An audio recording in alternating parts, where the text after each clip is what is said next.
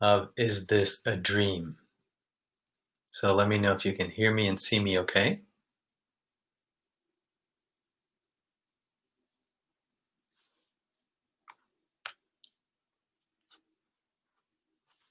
So we are continuing with the chapter,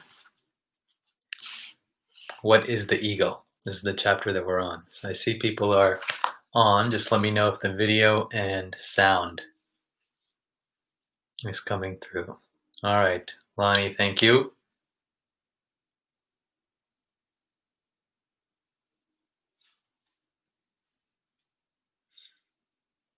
Chaya, nice. Okay, great.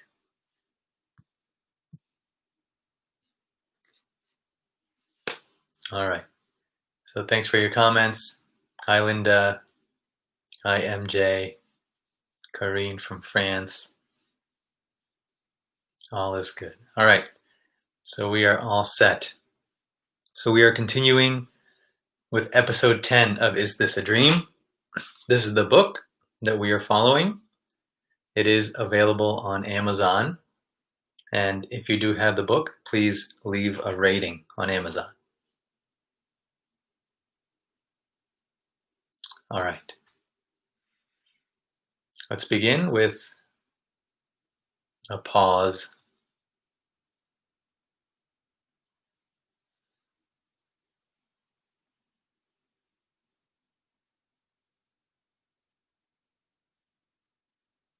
And this pause is a way for us to come together, to get on the same wavelength, so we can communicate more easily.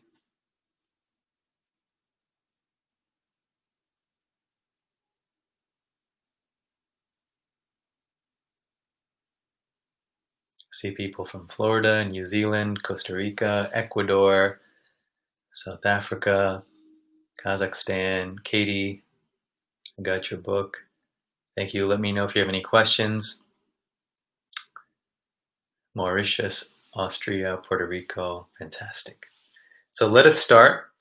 There were a lot of good questions last week, subtle questions, and many were on the differences again between the first, second, and third minds. And based on some of these questions, I do think we'll be able to explore this in a little bit more subtlety. Now, one thing to remember is that the three minds is a map of experience, right? And it's a map that centers on identity, which is the core experience of every human being. As our identity goes, so goes our perception, our ideas, everything we experience. Now, it goes without saying then that if this identity is the core, then expanding or seeing identity from different perspectives, experiencing identity differently, is key to recognizing the full implications of what we're talking about.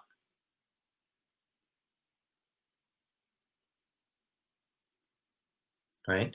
So it's one thing to talk about identity and to explicate it in so many ways from different perspectives, and it's another thing to experience it.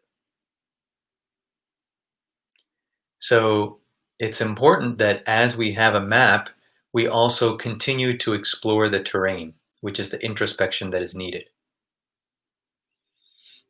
So as we were talking about the first mind, what does it correspond with? The second mind, what is the actual experience that it correlates with? So otherwise what can happen is we can talk about these three minds, and at some point it just becomes intellectual, right? It's a framework that remains as a framework, and that's not the purpose. There's so many frameworks for so many things, right? But the frameworks that really make a difference are the ones that we enact, the ones that we live and recognize in our experience. So please do take time during the week, if possible daily, for some form of regular introspection. And part of what we try to do here in these conversations is we try to bridge conversation, understanding, as well as a deeper awareness and reflection.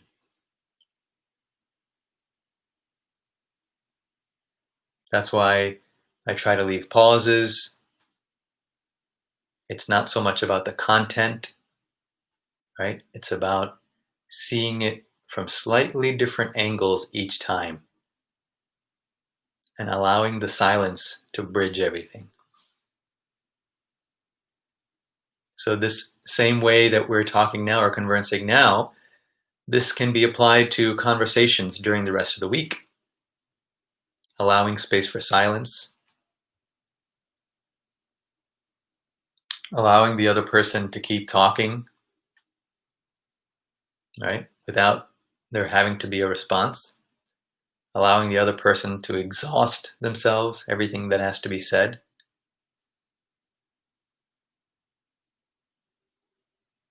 This allows new perspectives to come forth. So I invite you to continue a regular introspection, a regular introspective practice, whether it's journaling, listening, walking, mindfulness, meditation, anything.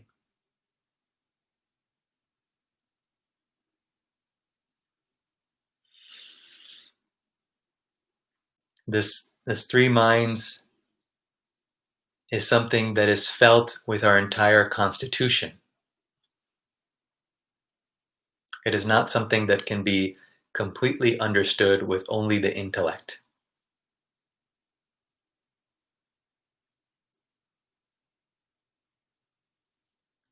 The more that experience deepens, the more the meaning of the framework comes alive. So in light of that, we had some great questions and subtle questions, many about the third mind also.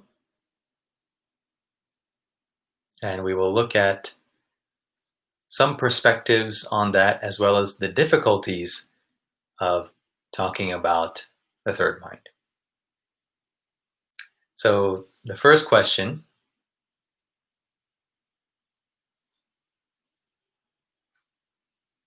what is that source that makes one feel connected to the outside object?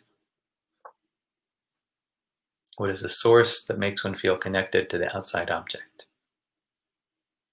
Now, of course, at the first mind configuration, when the identity is localized, it is perception that connects us,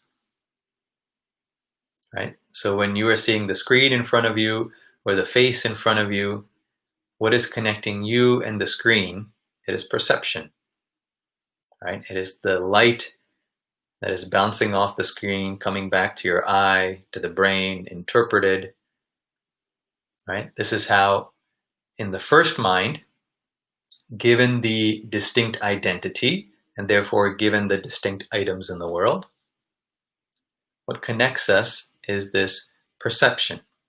And if there's an emotional connection, then there can be that feeling of emotional connection from one to the other. Right? As the second mind, what connects us is our own nature. Right? So as the second mind, what we call you and me as individuals are expressions of the same underlying nature. So it is this nature, we might call it consciousness, that connects us. That is where the feeling of connection comes from. That is where the emotions arise, where the thoughts arise, where the emotions and thoughts differentiate from. They bubble up as distinct experiences of this second mind. The second mind as the vast domain of intelligence, connection, freedom.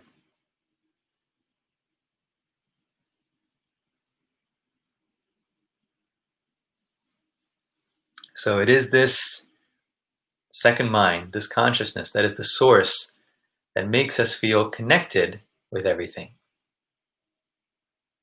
It is why we can recognize each other, feel each other in this conversation.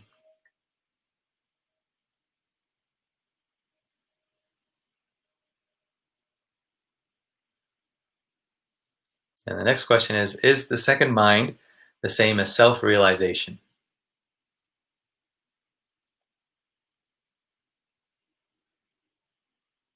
So what is the self here as the first mind? Again, the self is the individual self. As the second mind, the self is the deeper nature that we are, that apparently self-modifies as distinctness, separateness, individuation. Right? So this recognition of what is meant and felt by self is what is called realizing the nature of the self, or self-realization. Right? As an intellectual understanding, it is not a realization. It is an intellectual understanding. But self-realizing is realizing in real time, so to speak, live, what is the nature of this self? What is the nature of identity as the self, which differentiates as the world of name, form, and change? The living experience of that is what is called self-realizing. And terms like self-realizing, enlightening, these are more descriptive than terms like self-realization, enlightenment, right? The verb form is more descriptive than the noun form. Self-realization has a period after it. Enlightenment has a period after it. We'll talk more about this on the chapter. There's a chapter later on called What is Enlightenment?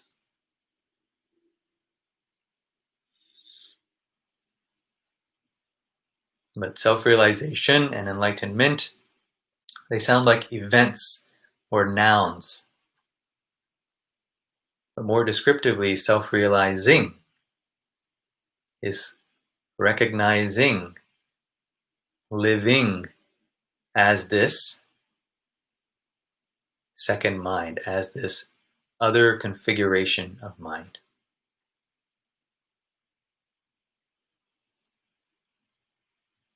All right, so it is not that it has to be one fixed state, that this is self-realization.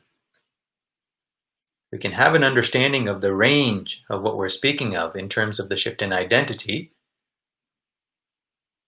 and these experiences are not that which can be bracketed, which can be definitively said, this is what it is and nothing else, except as a tool for recognition. Okay, this is what is meant. In that sense, but living as these ranges is just that. It's living, realizing, enlightening, knowing, being.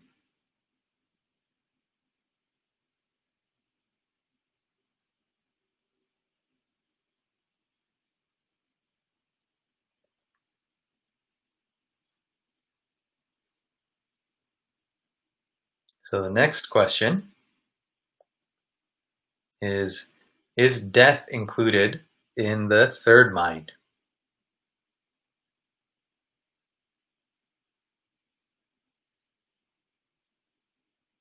And what I'll do here is I'll post this link again I did last time. Let me just find it. On the three minds and how they integrate other frameworks. All right, so hopefully this comes through. This is the link. So I update this post every so often. I last updated it just maybe a few hours ago, or less than that, because it categorizes the range of experience of first, second, third in terms of other kinds of knowledge in our society. Right? So first mind, what goes along with it? What view goes along with that? What view goes along with the second mind? What view goes along with the third mind? And you'll see there are very few that are plugged into the third mind because it's not something that can be articulated in language. Right? So here the question is death included in the third mind? So what is death? Death is that process of change in which we no longer recognize the identity. Right? So if we say a person dies, what happens is that their body goes some kind of change, their mind undergoes some kind of change, such that we can no longer recognize our identity. Where did the person go? Right? Even if the body is left there, eventually it decomposes. Right? The energy reorganizes. It releases in different ways. Right? It gets reabsorbed into the earth. It releases as heat. So this reorganization or transformation of identity is what we call birth and death. In this sense, birth and death are not different. Right? Taking on a particular configuration, a particular form of identity, right? A more material form, perhaps, is what we call birth. And again, changing that form is what we call death. Right? Another way to understand death is the stoppage of recognized movement. Right? What does that mean? So when we say a person dies, it essentially means we don't recognize any movement anymore. In sleep, we may not recognize movement, but it starts up again. And if we're to look closely, in sleep there is movement. The chest will be moving up and down with respiration. If you feel a pulse, you'll feel a bounding pulse. Right? If you use a stethoscope, you'll hear the heart beating. So sleep, there's still movement that is recognizable. In death, there is no recognizable movement. This is one definition of death. I say no, not recognizable because there's still active processes. There are movements at the atomic and subatomic levels. There are movements that continue, but we don't recognize them.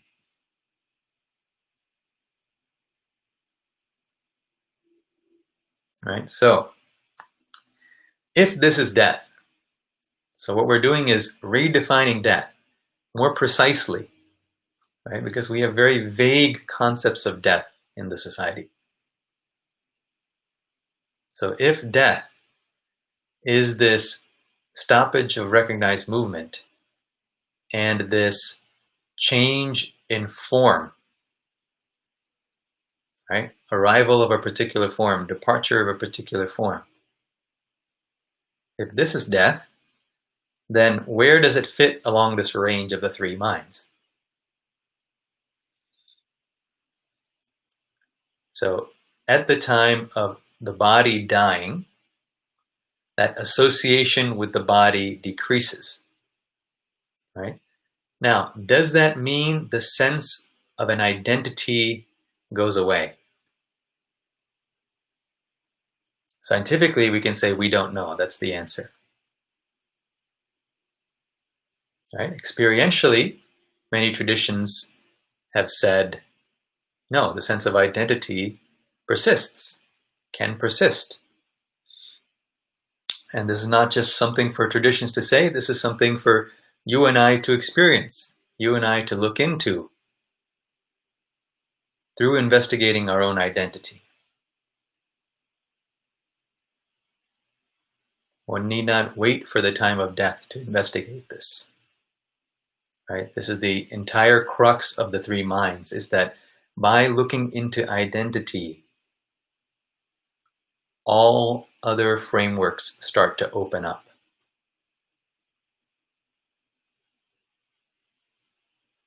So at the time of death,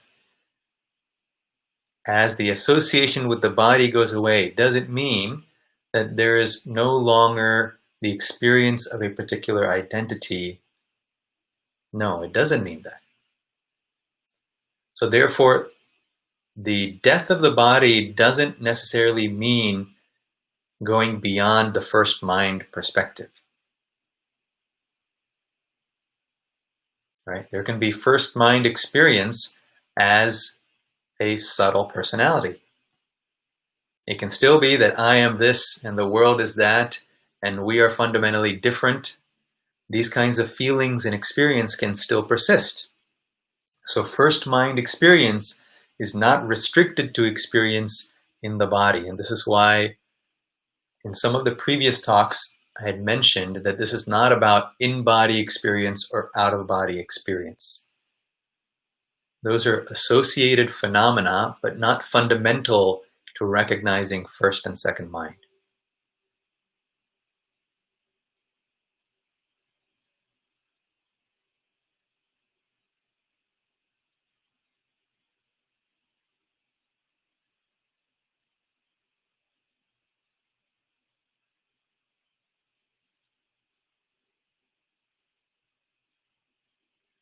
Take a pause here because we're getting deep into it.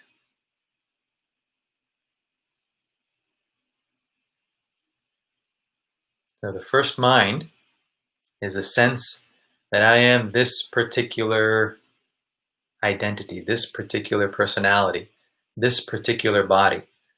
Now, in the context of this society, this lifetime, it's generally, yes, this body. And that's why we often talk about it as it's the sense of being encased within this body, because that's the way it is in this society. However, the most core aspect of the first mind is that it is the experience of particularity defined within a boundary of identity. It's not necessary that the boundary of identity has to be of the body. And therefore, even when the body drops, the experience of a particular personality and that is different from everything else can persist. So the first mind is not restricted to what we call the living experience, right? In fact, this challenges what we even think as life and death. Death is simply a change in form, a transformation.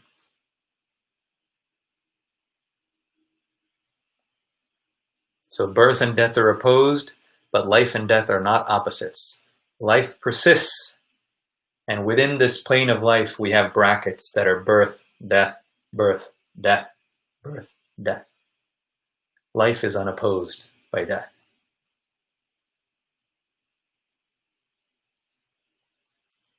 So the question is death included in the third mind? First mind experience can continue with or without death. Right? So that deeper experience of what we are, when the identity is beyond particularity, then birth and death happen within or as subsets of that identity. And this is the second mind.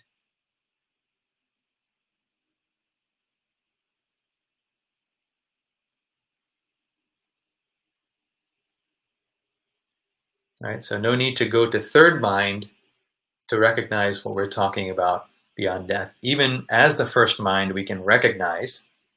We might not see it clearly, but we can still understand that, okay, if this is a transformation, that sense of particularity can persist with or without body. Right? In fact, what we call a body is restricted to this kind of thing, this kind of experience, only in this particular field. right? If there is continued living after what we call death, and I say if because this is for each person to investigate and decide on their own, right? This isn't about beliefs. This isn't about accepting somebody else's view. So if there is living that is beyond the form, then that living may also be experienced as a body, but it would not be a body that our society considers to exist because we can't perceive it. So you see, this changes the meaning of words. What qualifies as a body?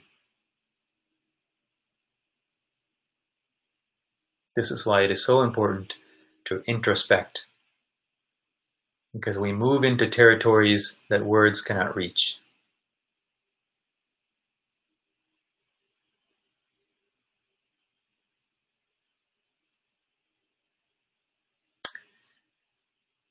So the second mind, the short answer to the question, is the second mind, that identity which is beyond the particularities of birth and death. This is the mind in which the brackets of birth and death appear.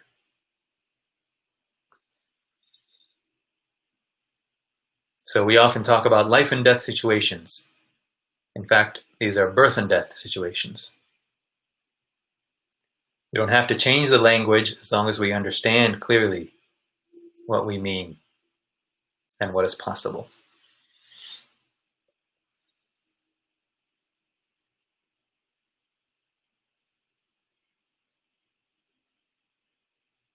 Can we say the third mind is beyond first and second mind?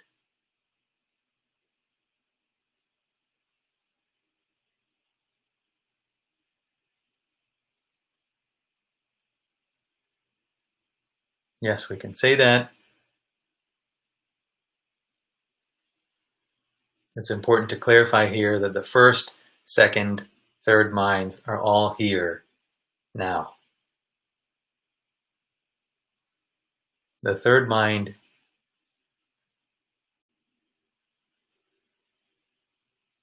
is a third mind.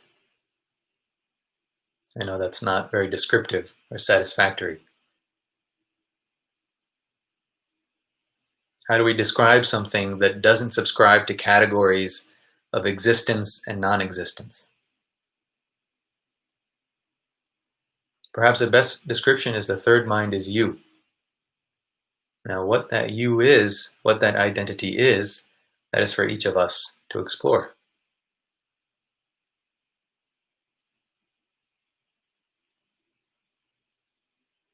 Right?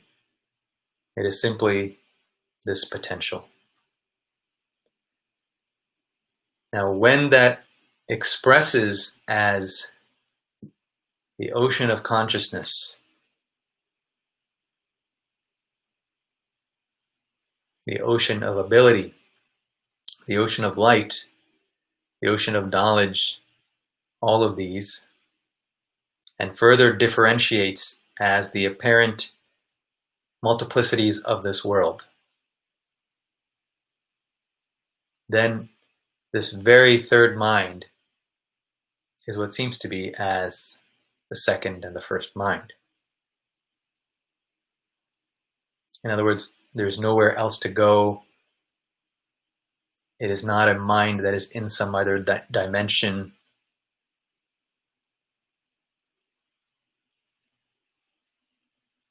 Whatever is true is here.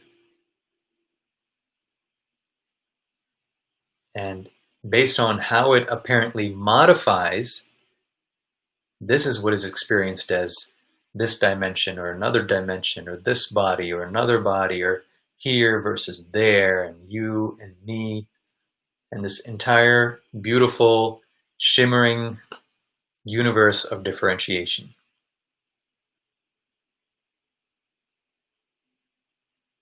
So we can say, yes, from the first mind perspective, the third mind is beyond the first and second minds. And we can also say the third mind alone is.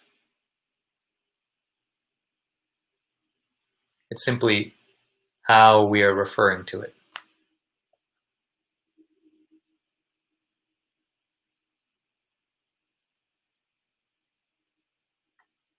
Can we experience the third mind with the second and first mind?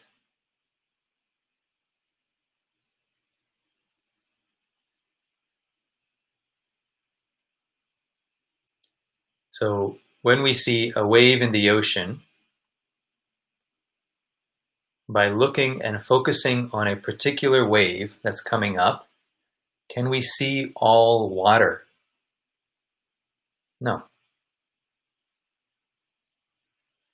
Right? Because the attention is restricted to the form that is the wave. In fact, when the attention is on the wave, we cannot even recognize the whole ocean, let alone all water. Right? Because the attention has been narrowed, the frame has been narrowed onto a particular wave.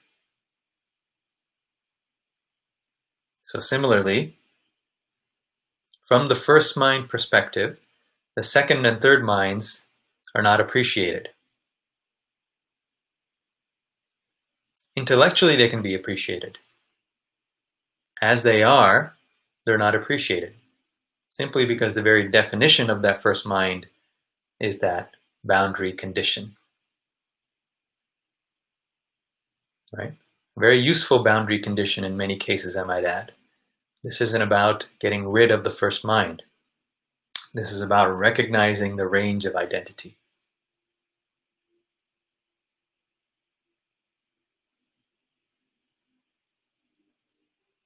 Right? The reason it's often talked about as moving beyond it or going beyond is because almost everything in this culture reinforces the first mind, and therefore there's no balance.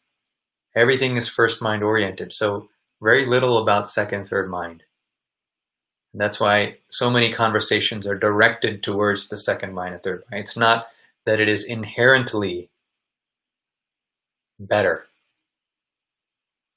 right? But it is practically much more useful because that first mind can be integrated into a broader range of experience, which changes the quality and depth and breadth of living.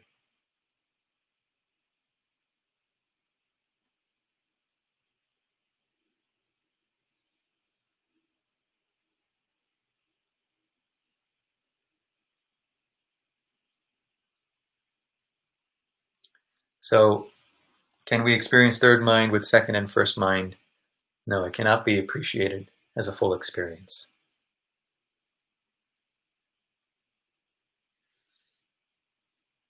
If the third mind is beyond time and space, what is it made of? I hear you say potential, but what do you mean?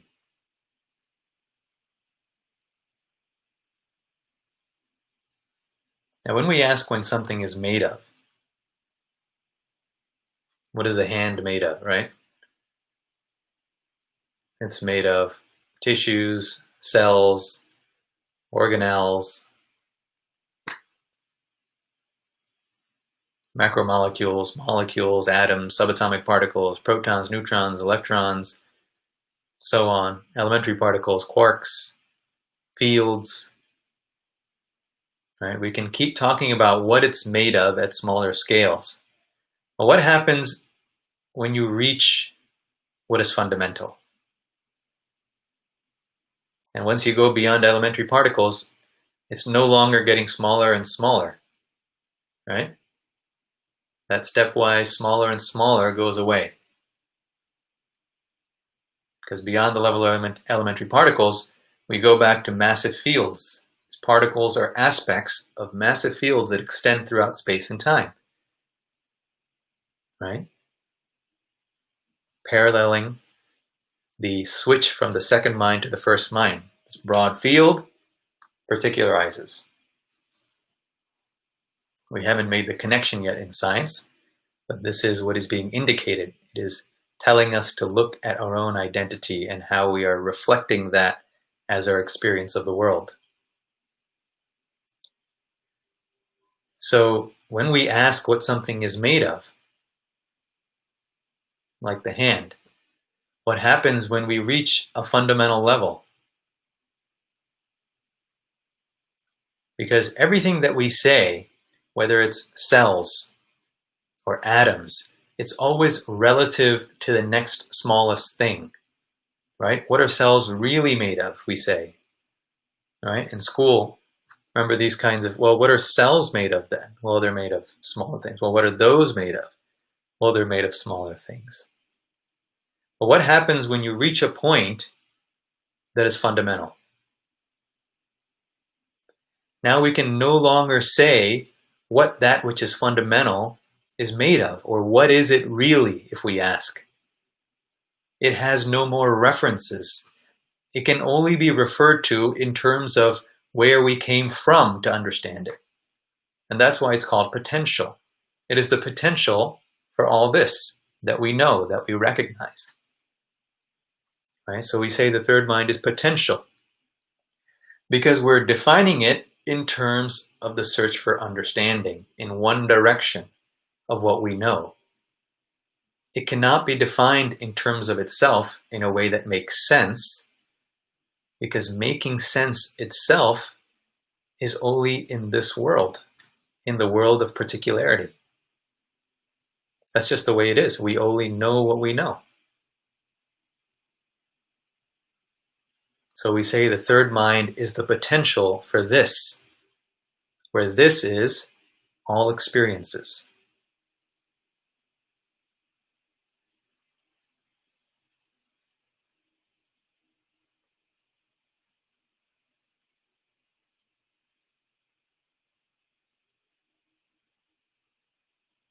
Right? So here introspection becomes important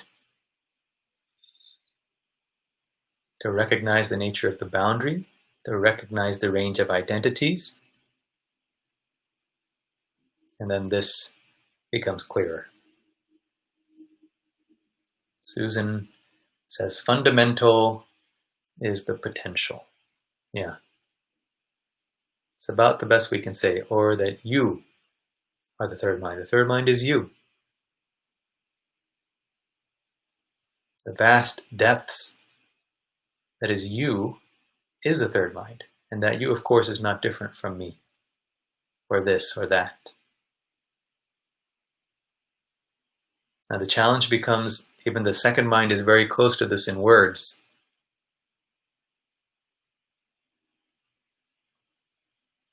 Therefore, introspection becomes key.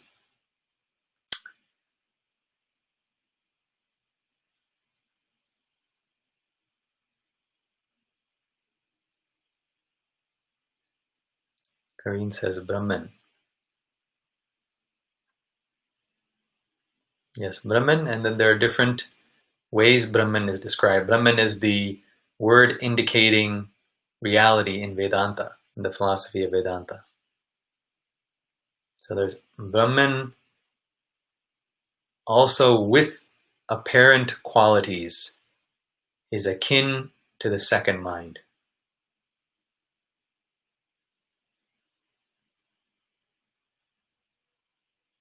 And that Brahman, which is quality less beyond qualities, which is sometimes called Nirguna Brahman, is akin to the third mind. Now the three minds have metaphysical implications that are not necessarily there in certain interpretations of Brahman.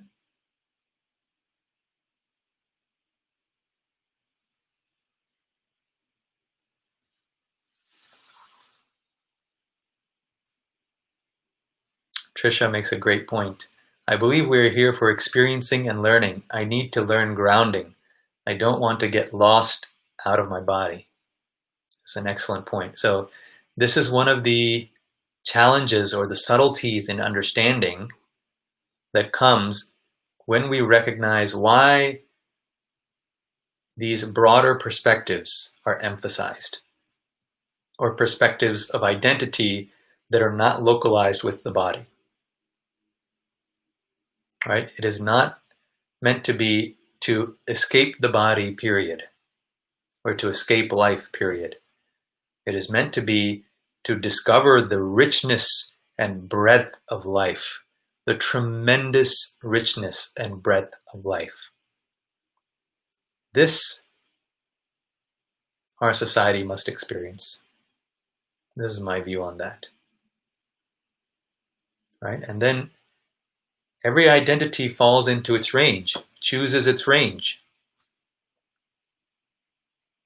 So there's a place for all expressions.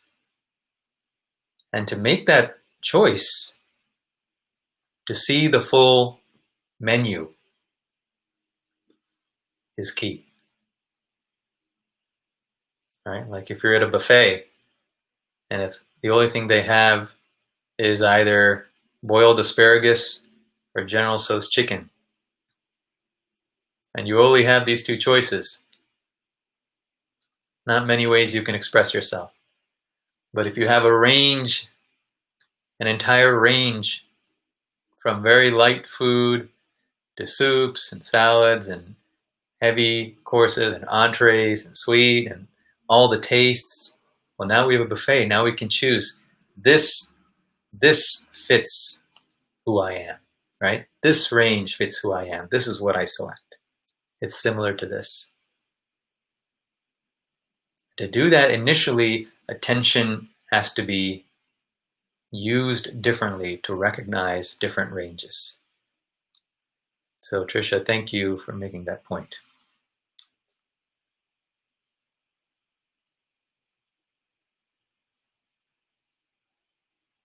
We're almost at time here. 3 more important questions. Let's try to go with these. One is, how is this relevant to society? Well, hopefully the previous explanation gave a little bit of a taste of that. How choosing the range, having the range available, it is filling and nourishing for the heart. Right? Because otherwise the stories that we're told are such a narrow range of what it means to be human. And so many people feel, including many people on this call and myself, will feel that with these stories, wait a second, these stories don't really, there seems to be something huge missing. And so this is how it helps. It describes an entire range. And what we've talked about here for the most part is a particular aspect of the 3 minds, but the full-fledged framework touches on all the ones in this post. I'll post it again. Touches on all the frameworks, all other frameworks and their full implications. So this is something that I will be exploring more, its connections with other frameworks and how it can open the doors to recognizing their relevance and meaning, and thereby simply allow people to be themselves and express themselves in their own way, because it's all here and it's all available. It's just that we're not talking about it. All right, so these experiences tend to be private experiences that we can't share in public or that don't have professional bridges of translation. So this is the work that I'm working on now. And maybe by next week, I'll have another document that talks about our new story, right? The social and cultural relevance of this beyond the metaphysics.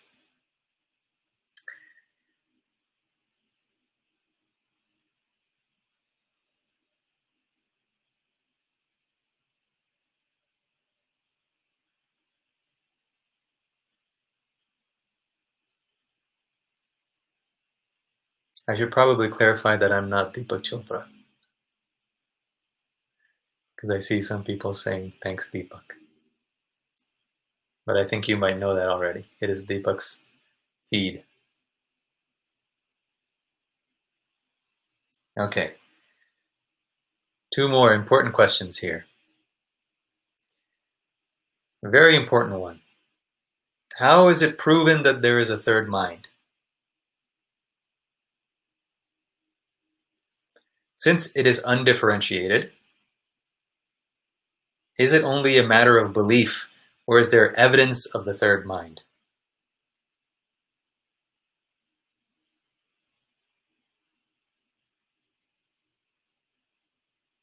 How is it proven that there's a third mind?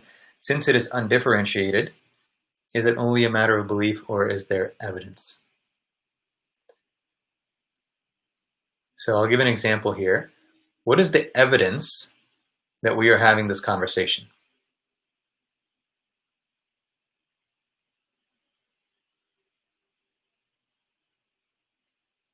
What is the evidence that we are having this conversation? You'll see, if you look, the evidence is simply that you are experiencing it.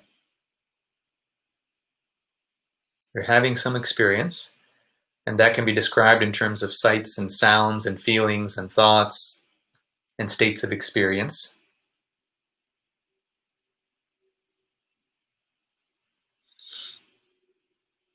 Shima, I see your comment. It was awesome, but makes me more confused. Please do write questions. If I know that because it's describing such a broad range, it can be confusing. If you're interested in clarifying that, please write all the questions, even if it's 100 questions. Just write them all down, and I'll try to get to some of them next week. Okay? So here, how is it proven there's a third mind? The only way we know that this is happening right now is through our experience, right? If somebody says, hey, I want proof, I want a randomized controlled trial that proves to me that this conversation is happening. Is there such a trial? Can we look it up in Nature magazine? Right? Can we look it up in the New England Journal of Medicine? No, there are no such trials. So proof and evidence begins with our perception, right? Newton derived the law of gravity because he felt an apple hit his head. So the story goes, right? It is the perception that is the ground of rational thinking, right?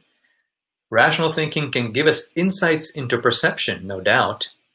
However, rational thinking begins from the perceptions that we already take for granted. Without perception, we don't have the substrate for rational thought. And I say that because what we're saying, the hypothesis in the three minds framework, is that identity is the root of everything. Even beyond thought, beyond understanding, beyond what we call a world, identity is the root. And recognizing and unlocking our identity is the key to reconciling all of these apparent contradictions. So the evidence there is with you. It is not something that I can hand to you. I can only hand you evidence if all of our assumptions are the same to begin with. Once we agree on a set of assumptions and conditions, then we can say, having agreed to these assumptions, where is the evidence for hypothesis 1, 2, and 3? But here, what I'm doing is changing the assumptions. The assumption that the physical world is primary. The assumption that the address of the human being is localized to a body. The assumption that birth and death is the beginning and end of the human being. Once we change these assumptions, now where does evidence come from? It has to come from our own perception, our own direct experience, in and through multiple configurations of identity.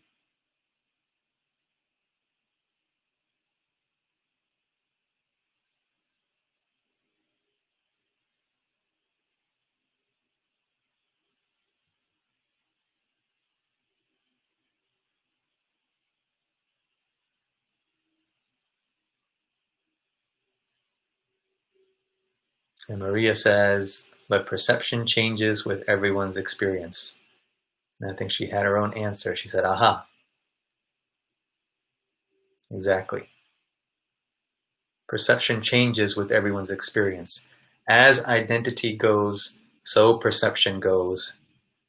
So then, what is the deeper identity which represents itself as many multiple identities with their unique perceptions? And what is the perception of that deeper identity? You see, this is simply an investigation into you.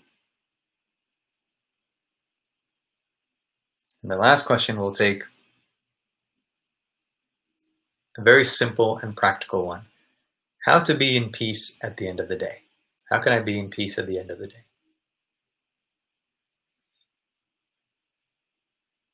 So I can tell you one way, and that is to develop a routine that takes you from the apparently physical to the subtle,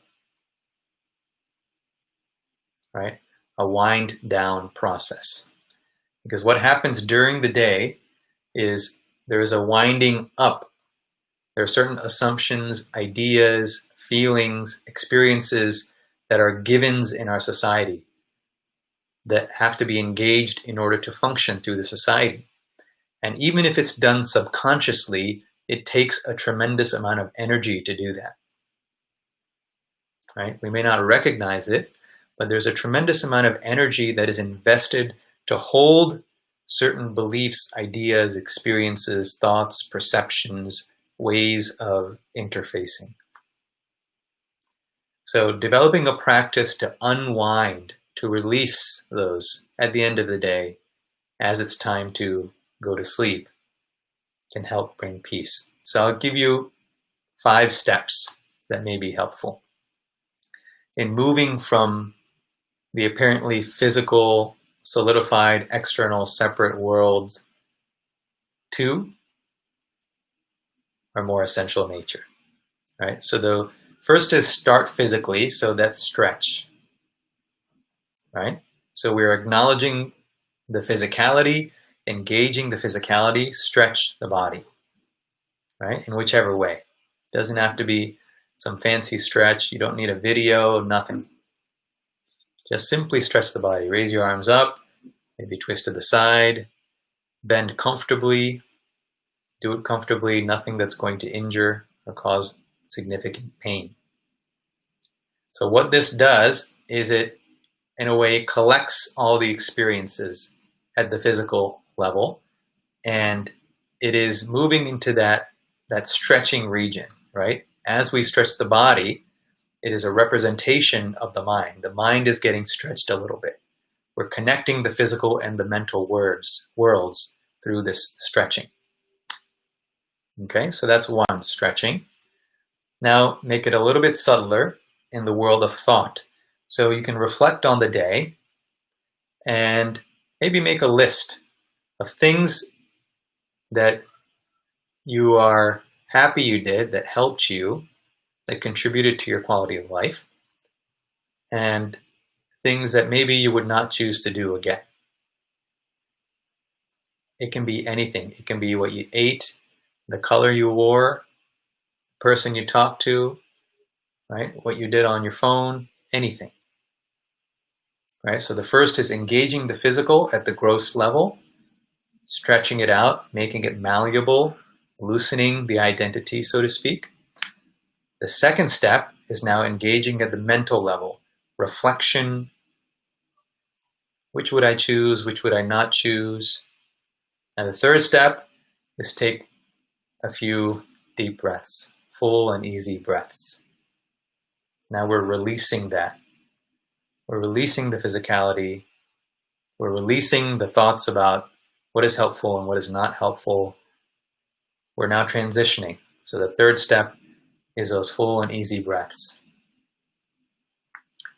The fourth step would now simply to notice.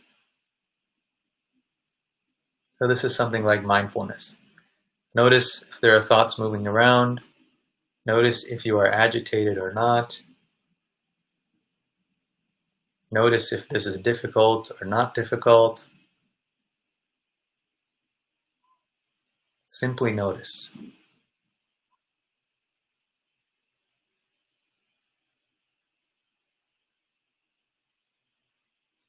And then the fifth step, if possible, is ride that wave into meditation.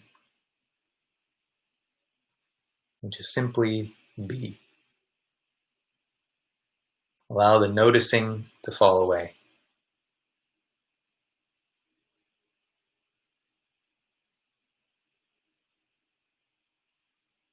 Right? So stretch, reflect,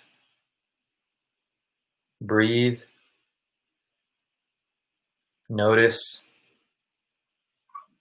be.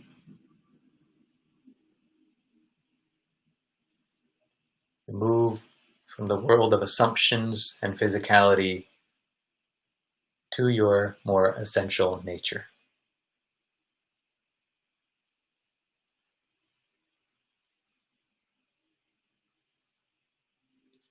So today, we may not have time for much.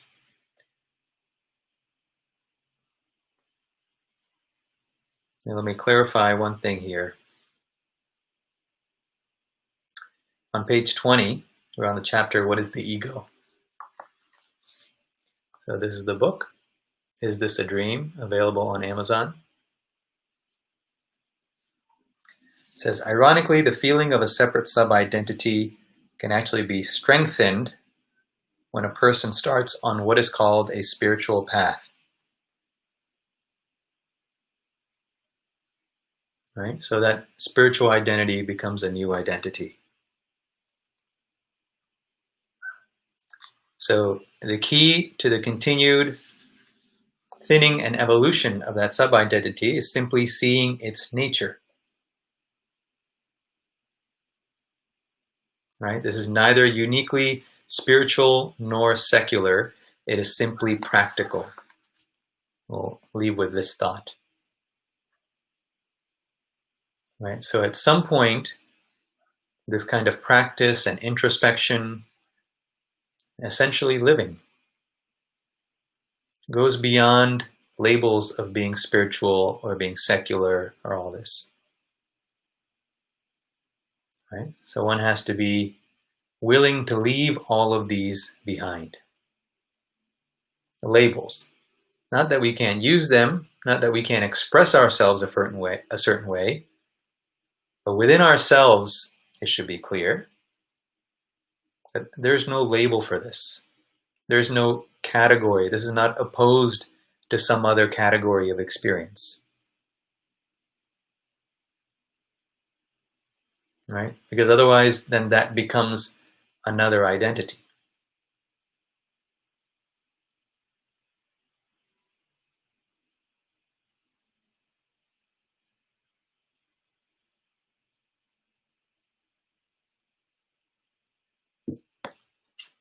So the key is continued thinning and evolution of the sub-identity, simply seeing its nature, neither uniquely spiritual nor secular. And there's a couple other clarifications to make on this, which we will do next time. So the book is This a Dream? Available on Amazon on Thursdays, in 2 days, at the same time, 11 a.m. Pacific, 2 p.m. Eastern. I'm continuing the Gems of Ancient India series. We're taking the text Atmabodh, Self-Knowledge. And there we are looking at analogies, very slightly different takes on consciousness, what it is, what identity is. So another experience, another way to dive into this. That is Thursdays. You can join at the Chopra Well to access that. And please do share your questions, and I will see you next Tuesday at the same time for episode 11.